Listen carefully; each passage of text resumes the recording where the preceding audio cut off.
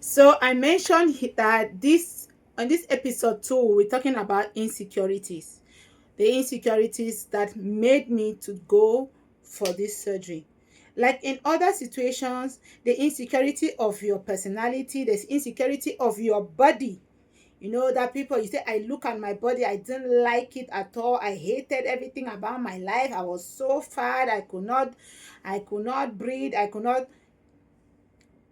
For me, my insecurity, that's the main thing that pushed me to go for the surgery, was my family, my kids, my husband. I knew I was all the god. I knew I was in a foreign country that was not mine, and I had no family. So I only had myself, and I had to be in a good shape to take care of all of them. And that is where you see the power of a mother. You see the level that a mother can go just for her family and for her kids. I knew that my husband right now needed me and was no more a help to me. Like, he will not grant me that part of his help that he always help out. Now he needed me. So I had to make myself available for both myself, for the kids, and for him. And at that particular moment, the weight I was having, I could not handle all of that. It was heavy. Yes, it was heavy for me carrying 130 kilos. And I had to carry my baby. And I had to push him on a wheelchair. And without hands even to control the other two small ones that had to be walking. But by then, my daughter was much more bigger. So, because my daughter has a age difference of 7 years from her to the junior brother. So at least she was 7 years older than the brother by then that was two. So he was like 9. So he could hold the junior brother's hand while I carried the little baby of just a month upward. I just had to hold the little baby that I just gave birth to. I had to carry the baby on a baby carrier on my back, and I had to push him on a chair. That was like few months after when they discharged him from the hospital. It was crazy. Yes, because I had to totally push him on that chair and carry the little baby on my back. And my eldest daughter by then was 9. He will have to hold the junior brother's hand of 2 years to walk on the street because I could not. And we had to be going for medical controls every time. Every week we go like 4 times. And I can't leave. There was nobody. I can't leave them in the house because people went back to their lives. People are working.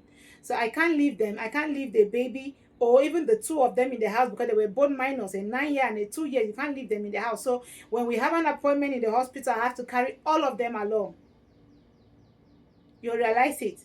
So carrying all of them, I had to, and then he could not even do anything by then. So if you put his leg here, the leg stays there, and he falls down, you have to stop, bend, put the leg back, arrange his head this way. So he was really, in short, he needed 100. He had to shower, he had to do everything. And with that 130 kilos that I had, I swear I could not handle all of that. And the hospital saw it. And knowing that I was totally by myself, they knew that they had to do something to help out.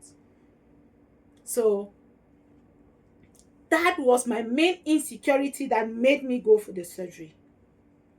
Not my physical look, not how I was looking, because I knew without that situation, I would have walked like I have done before. I have done over and over. I would have walked on my weight, and I would have gotten back to the size that I was before, because I've done it. Only with diet, doing my intermittent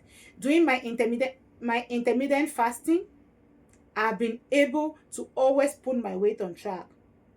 But Childbirth is a situation that I've not been able to control because one, I stop immediately I find out I'm pregnant, I stop every diet. I don't do diet when I'm pregnant. And add with the obese gene that I have, I just start adding. As long as I'm not doing my diet, I just start adding, and the whole appetite that comes with pregnancy and hormones and the crazy mentality that we have, that when you're pregnant you're eating for two, you're breastfeeding and you're eating for two. I will add a lot of weight, and when I'm going through that, in my mind I'm just like, when I remove this baby from breastfeeding, I'm going to start working on my weight, and that's what I've been doing. So I just had a baby that time. So that particular time the weight wasn't my issue, because I just had a baby. Just he had When he had the stroke, my baby was just for 14 days.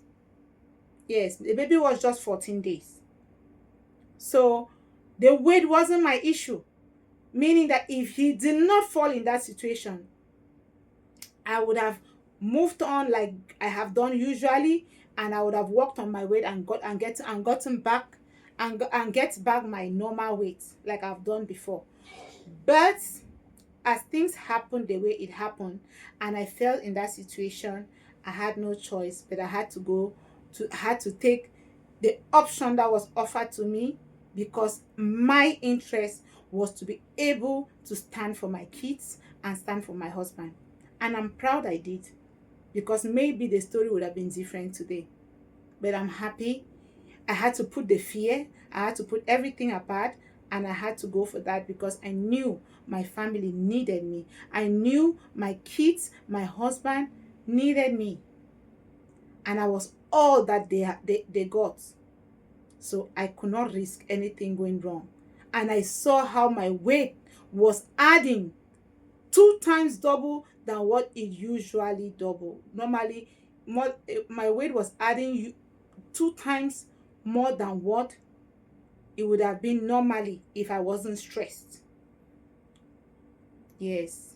So the weight was just climbing too much, and I had to do something about it. And that's how I went for my my gastric. That's how I went for my gastric bypass. So peace out. Hope we can